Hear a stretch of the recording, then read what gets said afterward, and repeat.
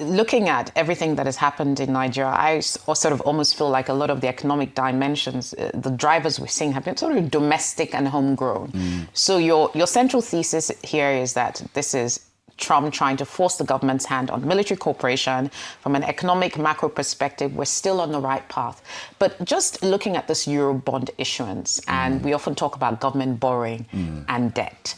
Right, we're borrowing at what I still think are pretty high yields, right? Yes, but what is your credit rating? There's no credit rating. Yes. That is, so it's not investment grade.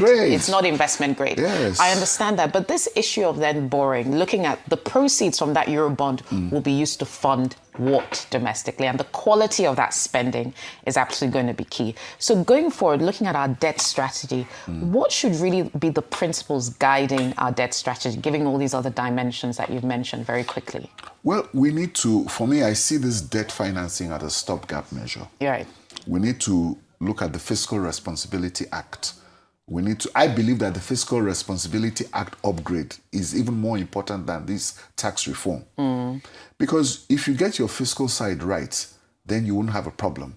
The problem of Nigeria is the fact that in 2019, we had 25 billion in excess crude account. Yes.